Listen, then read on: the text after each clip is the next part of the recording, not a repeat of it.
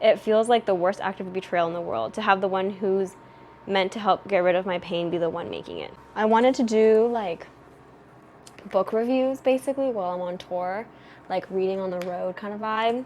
So I started this book called Notes on Heartbreak by Annie Lord today. Dolly Alderton said good things about it, so I had to read it because I love Dolly Alderton. I don't think I've really experienced heartbreak in recent years, like not immediately recently. I think the last time that I really felt heartbreak was probably 2 years ago when I got out of my last long-term relationship. And all of the reviews on Goodreads are like, everybody has to read this, like, I just felt so seen. Someone said, never had my heart broken before, so I fear my opinion is not needed here. Okay, I'm only 7% of the way in, but I already have some bits that I've highlighted, so I guess I'll just share those for now. Just the way that she starts off the book is like it's so touching. There's like this before, and then like the book starts. A pre something. So she starts by saying, after he ended it, I got my phone out and started to dial Joe's number. Then I remembered that Joe is now my ex-boyfriend and I don't get to call him anymore. I wonder what would happen if he were able to comfort me, if he were still my boyfriend and not the guy who just dumped me. Anyone who's gone through a breakup or like anyone who's been broken up with can understand that feeling of, I think even when I've had like talking stages with people and like it doesn't work out, they're somehow still the first person that I want to tell when things end. Like I've had like 2 committed long-term serious relationships. Yeah, I remember when both of those ended, it was just very devastating because the one person that you want to talk to, the one person you want to lean on for comfort, the one person that you tell everything to, like all of a sudden they're not your person anymore, and you don't get to share these things with them and you don't get to process with them. And it's very painful to come to that realization. Like just everything, just the bottom just falls out completely, and it's not even a choice. You just don't get, like my personal thought is you should always go no contact. There's no reason you ever need to be contacting these people that have broken up with you or you have broken up with. That just like starting off the book like that is already, I'm so hooked, because like that's literally how I've felt that before, painfully, unfortunately. She like does this whole exploration of what would happen if she was able to go home to see her boyfriend and her boyfriend would comfort her from the breakup, except you obviously can't be in that situation because he's an ex now. And then she goes on to talk about like when she first met her boyfriend and how they got together. They met in college and they were together for 5 years. I don't always like when authors do the back and forth in time kind of jumping, but I think she does it so well. I really like it because it feels like the process of getting over somebody. Like you just keep thinking back to like when you first met and how you fell for them and how things happened and progressed in your relationship, etc. But you have to also stay in the moment and recognize that you're grieving. So it's just like a really hard balance between the two. As somebody who feels very deeply, I like to think that I have the words for my emotions. Like I'm able to label and name my emotions quite clearly. I think I can recognize when I'm feeling sad versus when I'm feeling frustrated versus when I'm feeling annoyed versus when I'm feeling like disappointed. Like all of those are negative emotions. Like they can fall under sadness and they can fall under maybe anger. But I don't know, like there's like that feelings wheel, and I think that I'm able to pinpoint how I feel, and I also can understand why I feel what I feel. And sometimes it's like great when I'm talking to people and I'm like processing things, but sometimes it can just like bite me in the butt because I know why I'm feeling what I'm feeling, but it makes me feel so annoyed that I feel that. And I had some friends tell me recently that yes, logically I can understand why I'm feeling what I'm feeling. Like logically it makes sense that I'm frustrated, that I'm annoyed, that I'm disappointed, that I'm hurt, that I'm angry, that I'm sad. And that doesn't diminish the weight of those emotions. That I can logically look at these pieces of my emotions, these puzzle pieces, and I can see the whole picture very clearly. But that doesn't mean that I should have to heal any faster or recover any faster simply because I can name these emotions. So, yeah, I can feel bitter, I can feel angry, I can feel all of these things, and it's okay that I'm still grieving and that I'm still taking time to process and figure out these emotions. I've been wanting to read Notes on Heartbreak for a while. Okay, so I just finished reading Notes on Heartbreak. It is 10:24 p.m. So I did a little bit of research on Annie Lord, and apparently she's like she writes for Vogue, like their dating column. And she's also written for lots of other, prominent publications. She's a journalist.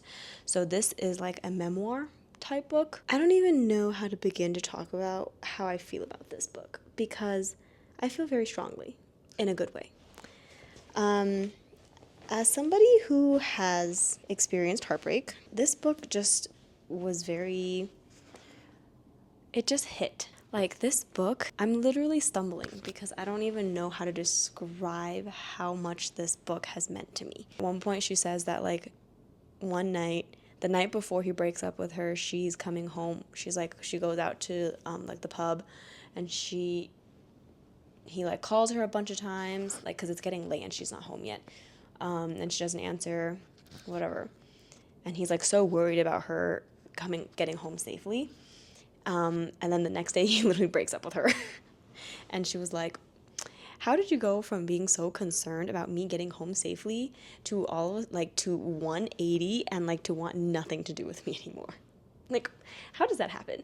And I think the book was interesting because in my last relationship, it was an amicable split. Like we both agreed. I was the one that initiated it though. So in some ways it feels like I broke up with him. And for Annie, she was the one that got broken up with. Like my last relationship was longer term and like pretty committed. I just gradually realized that like we were incompatible in more ways than we were compatible.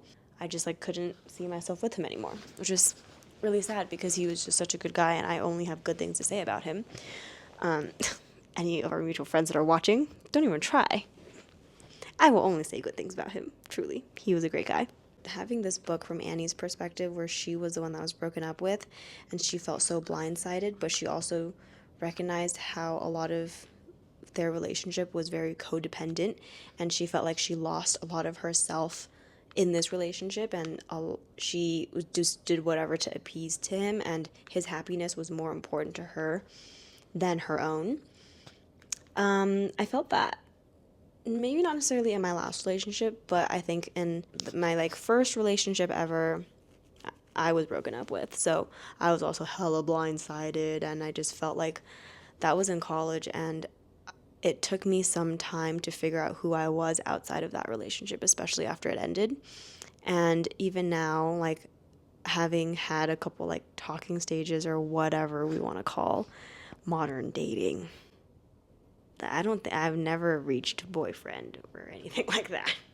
Not even like exclusive in the past few years. It's just like, it's not, I would say that modern dating is not like extremely complicated, but it's also not that simple. Yeah, just like I understand how she feels, and talks a lot about the feeling of like, why did it take her so long to get over him, and like why was she so sad about it months after the breakup. Like she would be hanging out with a friend and her friend's like, how are you doing, like, are you doing okay, like da da da, and then she just start crying. And she's like, why am I still so sad about this? Like I thought I moved on. Why am I still so sad? And I just really feel that. I feel like I'm just a very emotionally driven person and hold on to a lot of memories and emotions. My journal has seen things, okay? She going through it too. And like I feel like my main way of processing my emotions is journaling and then just like talking about it with people because I'm an external processor, unfortunately. If that like wasn't clear. I was trying to write a review because I like to write reviews on Goodreads so I remember each book that I've read because I have the memory of a goldfish when it comes to books, and I like couldn't even figure out how to put my thoughts into words about how I felt about this book because it was just so good. it just feels like so tender yet so raw and just so real of the emotions that you experience, at least as a woman, as a straight woman, and like processing a breakup and like the dynamic shift that happens with you and your friends. And then like when you have to see your ex for the first time at like a public function because you have mutual friends, like, and how that interaction goes. And I just feel like the way that she writes, I just really relate to. Like the way that she writes just feels like I'm like reading my own journal entries. I just really appreciate how like fluidly it is and like how candidly she writes and how she writes with a lot of like metaphors. I think I like to think in metaphors. And then just the way that she talks about love as a concept, love as a verb, but also love as a noun. I mean, I think we've all heard like love as a verb many times. I mean, that's like a little literal John Mayer song. I personally feel like love isn't really enough in a relationship. Like you can love somebody and there's that whole like if he wanted to, he would kind of thing that I personally don't really agree with. But yeah, love is truly a verb and it extends beyond just the feeling and the emotions that you have towards somebody. And then she also talks about like, so she had like this relationship that lasted for like 4 years and then that ended. And then she had all of these like little flings and hookups and dating talking stages and going on dating apps and meeting people. And I think I just really related to that after having ended a longer term relationship and then kind of trying to date for the first time again in the past 2 years. Like she went on like the dating apps for the first time, and I remember when I first made my dating profile, it was like my first time ever on a dating app and I had no idea what I was doing.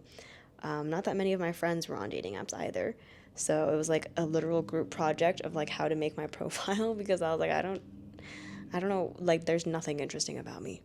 I don't even know how to summarize my personality in these 3 talking points and 3 photos. Like I don't know how to reduce myself to that, and I don't know how to judge a guy based off of these points as well.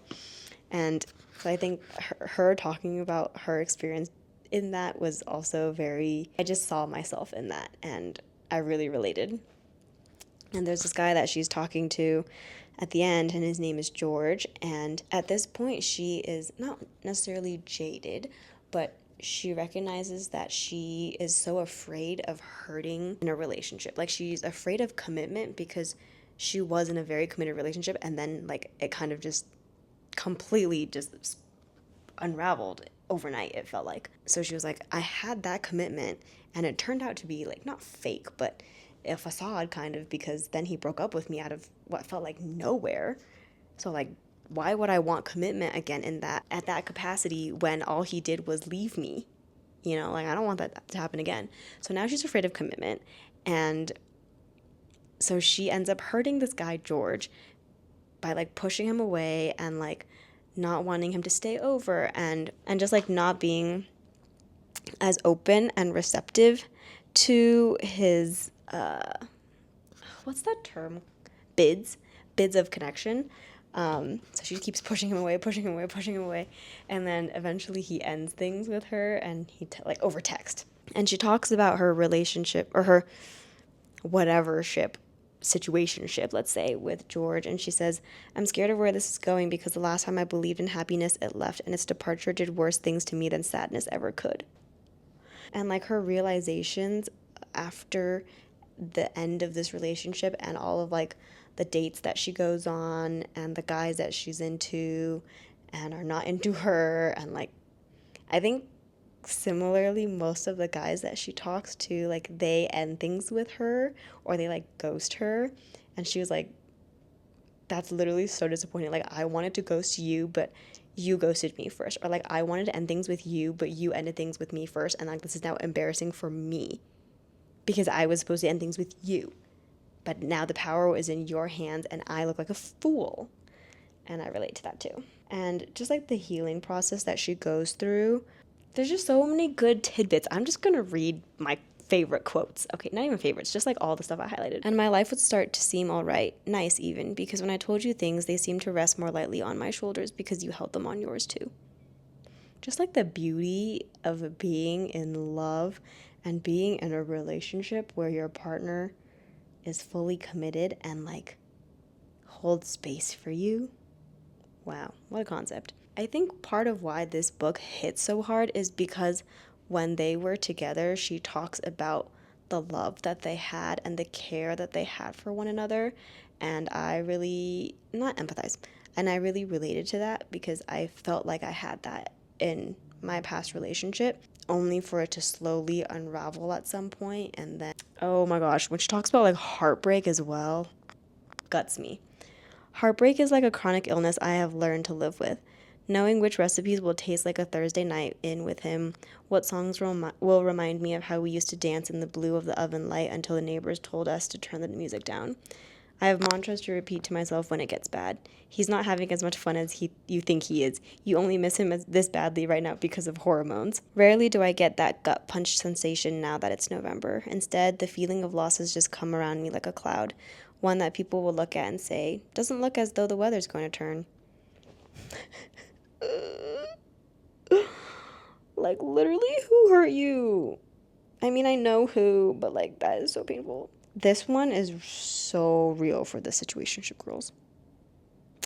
I bend every narrative to suit the one that suggests he still wants me, scrolling down the list of people who have watched my Instagram story to see if he has, because if so, then I can tell myself that he hasn't quite let go of me because he still wants to see what I'm up to. If he hasn't, that doesn't really matter either, because I'll just pretend that he can't watch my story as it will make him miss me too much. Why did he do it? I ask people, but I never like their answers. I've had conversations like that a few too many times with my friends. And sometimes I feel like when I talk about like the guys that I've talked to with my friends, I literally am so tired of myself. Like, genuinely, I'm so tired of myself sometimes. I will literally just be like, okay, sorry, me again, talking about this exact same situation that we've already diagnosed and, assessed at least 27 times at this point. But I just had a new thought about it. So, like, can I run it past you? Like, please get over it already. Me to me. But I think also her healing process and just the way that she learned to love herself as the book progresses is also really beautiful. And I think something that I've learned about, like, I've learned a lot about myself in my 20s going through heartbreak and relationships not working out. And even like the conversations that she has with her friends just remind me a lot of like, the girlfriends that I have in my life too, where one of her friends, Hannah, is like, Annie, you need to be able to like enjoy things for yourself and like do things because you want to, not because somebody else thinks you, like because you have to do with somebody else or because they think you should. And her friend's just saying like, I reckon you'd be happier in relationships and in life if you centered yourself more. Then you won't have to rely on someone else for quite so much of your happiness. You'll walk because you want to walk, not because he says a walk will be a nice thing. You can feel full with your own experiences, and then you probably won't even feel like you want a boyfriend. But then I feel like the reflections that she has on like modern dating and the way that women view themselves in love is also very thought-provoking. She talks about like she doesn't like this modern way of viewing love. She says, it's like you have to be so perfect before you can enter into anything serious. What happens if you have depression or body dysmorphia? Are you not allowed to accept love? Do you have to write it out on your own until you've overcome your issues, even if they last a lifetime? And what if love from another allows you to love yourself? Like how Joe, her ex, helped me love how my belly spills over my jeans, or the way that I wear a lot of makeup. Does it have to come from you first? Otherwise, you'll always require too much reassurance from an external source. Everyone seems to think Joe and I were damaged because we relied on each other. But isn't that what made us close? What do these people want to see? Just two fully formed individuals who never ask each other for anything, who are so self-sufficient that they only spend time together when they want to have fun, and if they need help, they have to go to therapy because Lord forbid you ask your partner for support. They're probably the type of person to say something cold like, I'm not in the position to receive this information right now, and then bitch to their friends about how their boyfriend was demanding too much emotional labor when they're trying to work. Sometimes people think that our partners are holding us back, as if relationships were valued only for how they help you better yourself. But it's like, where's the logical end point of this self-sufficient ideal? Why bother being in a relationship at all if it looks like this one? Why not just go through it alone? And I also really feel that way too. And like, I don't really love the thing that people say where it's like, oh, like it will, like a relationship will come when you least expect it, or like you need to learn to love yourself first, and like all those, like that, I think that's stupid. And she also has, I feel like, interesting social commentary on how like women have less value in society unless they are with a man. So like in this part of the book, she says, men can actualize themselves in the world in ways that she, a woman, cannot. And seeing this, the woman seeks to transcend her social status by merging with him. This is what love is, obliterating yourself into this more powerful being. With that, she waves goodbye to her identity, to all the things that made her her, in order to become part of his value. And sometimes I feel like that do be true. It's like okay and whatever for guys to be single, but then when girls are single, it's a lot of talk of like, oh, like, are you looking? Like, how's your love life? And then I notice a lot in like my friend groups that it's usually the single women that are like actively dating where their stories of their love life becomes kind of a form of entertainment for everybody else. The number of times I've had people like offer up my love life and my experiences in a group, a social setting, and they'd be like, oh, like tell everybody about this thing.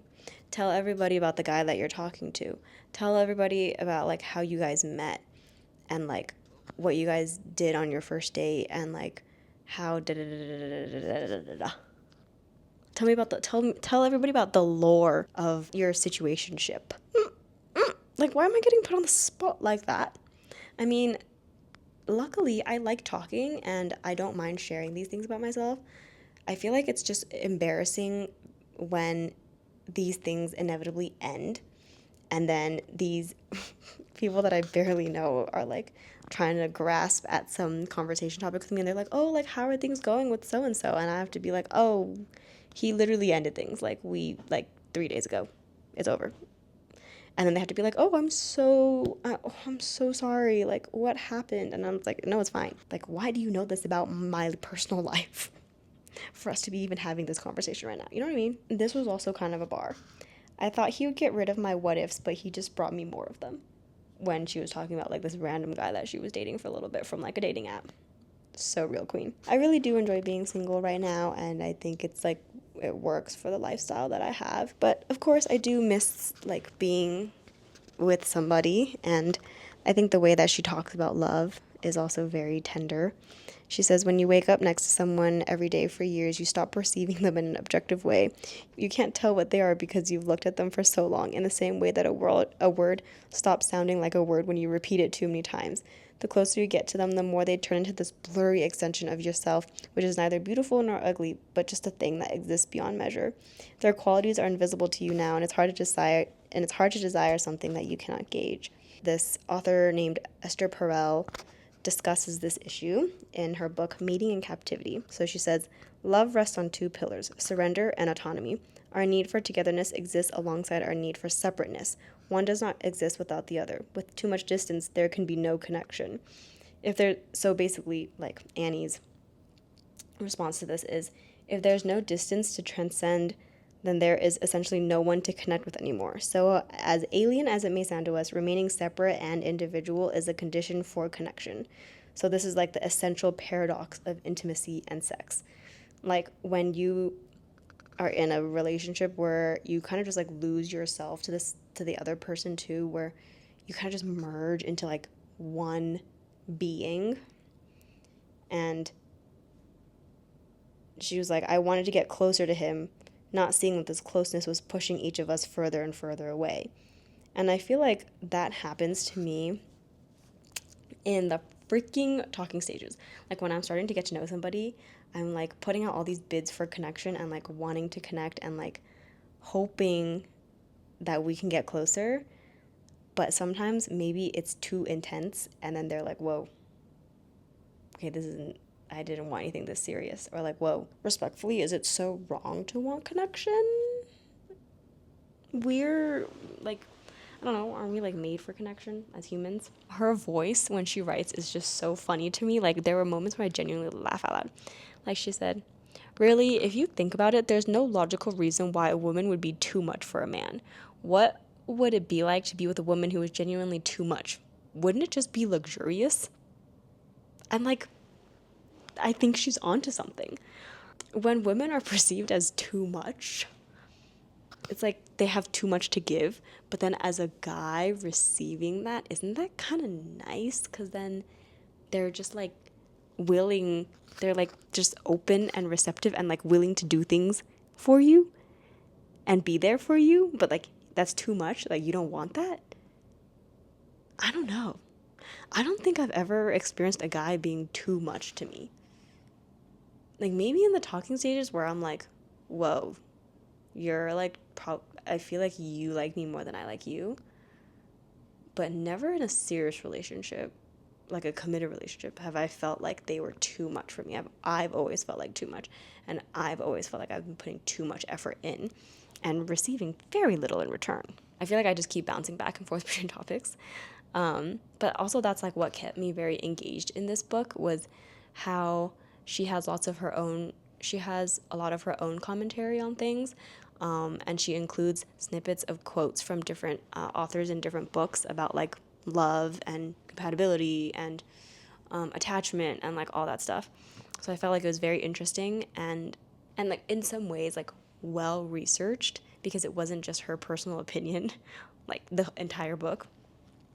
And the way that she talks about heartbreak and like the way that you heal from it, I also really related to. She says that instead of being the defining feeling that dictates my life, heartbreak starts to become something ordinary that I just have to endure.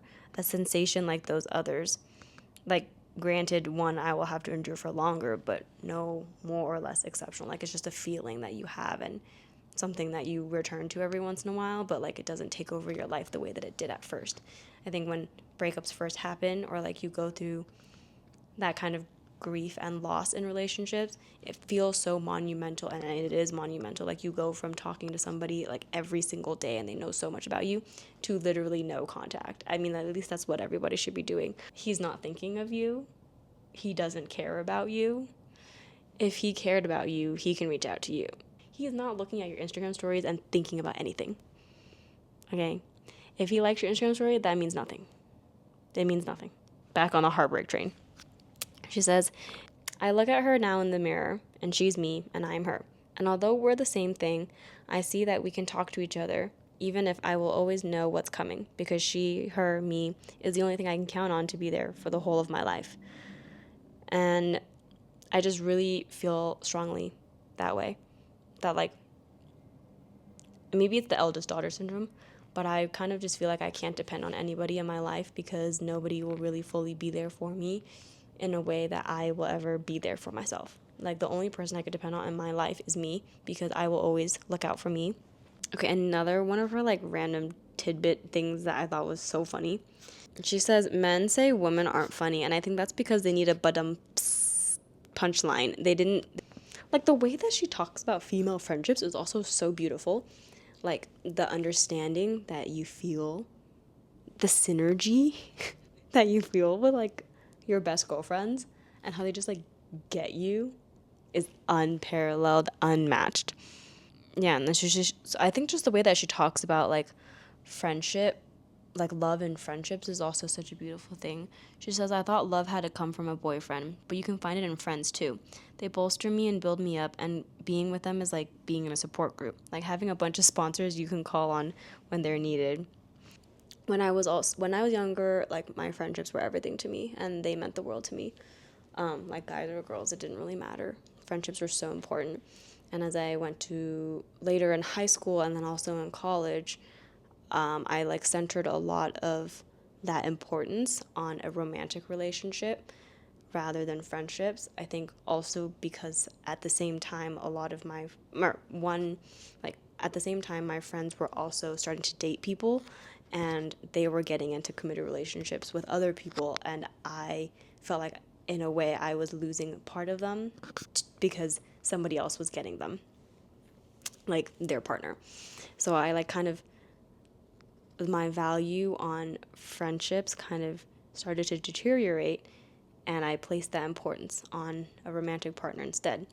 When a relationship ends, like, yes, there is a lot of sadness and on that loss, but there has been so much gained as well, so much that you've learned from that partner.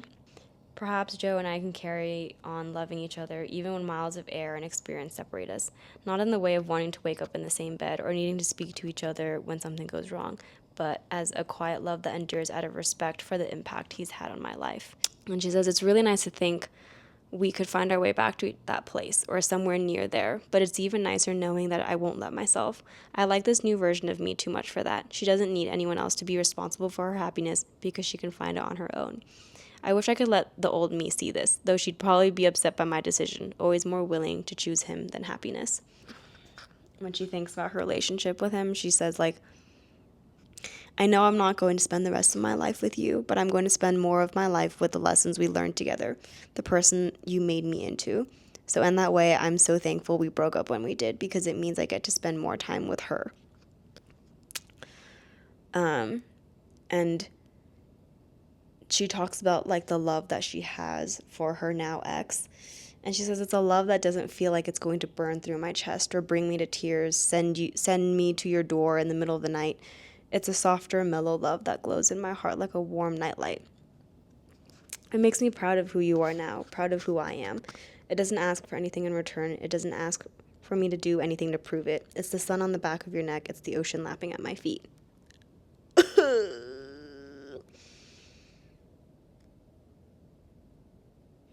I think that's just like such a beautiful way of talking about love in the context of heartbreak and someone that you're not with anymore, because I don't know. I think my friends understand that I feel that way about my exes. Like, even like the people that I've just like had talking stages with, it's like I truly just want the best for them in their life, and I have no hard feelings. Like, did they fumble? Like, maybe, but it's fine because we clearly weren't meant to be together if it didn't work out. And you like just can't force it. So yeah, I just feel like every person that I've had anything in any capacity with, I just want what's best for them, and I will just continue to cheer from them from afar. Like, there was this guy that I talked to last year, and even to this day, I'm like, I hope he's doing well. Like, last that I saw, I think he's been with someone for like several months now, and like I'm genuinely happy for him, and I hope that that ends up working out, and he stays happy. And some of my friends were like, one, why are you still looking at his Instagram? We don't even follow each other. Two, why do you even want him to be happy?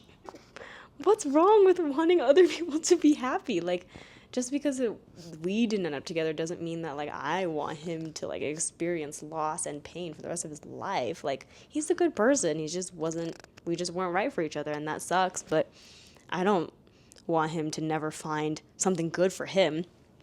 Anyway, and even now, like, when I think about any of the guys that I like went on dates with and like it just obviously didn't end up working out, I don't even know what I would say to their faces. Because like there are memories associated with this person now. And there are things still like a year later that remind me of this random ass guy that I went on a couple dates with. And I will like hear a song and I will think about them. I will see something and I will think about them. And I'm like, my brain just like keeps all these connections still. But when it really comes down to it, if I ever see them again, I don't even know what I have to say, because there's like so much to say, but also nothing to say at all. Except for like, oh, I hope you're doing well, like you too, kind of vibe. So yeah, I feel like another thing is like, I don't know how people stay friends after ending things.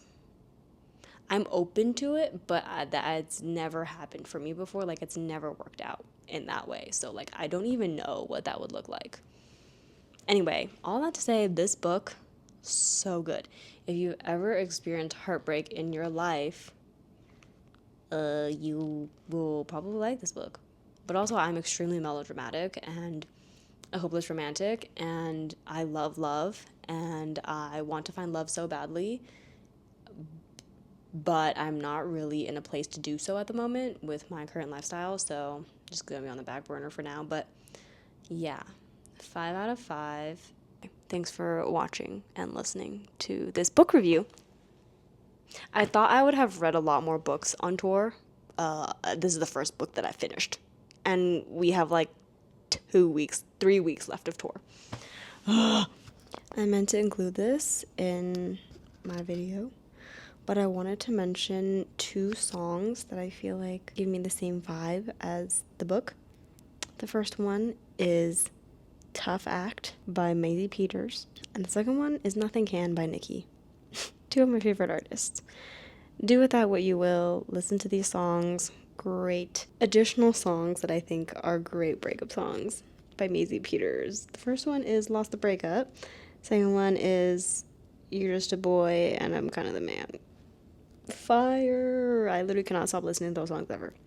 So, those are just, that would be like the soundtrack for this book. If there were one.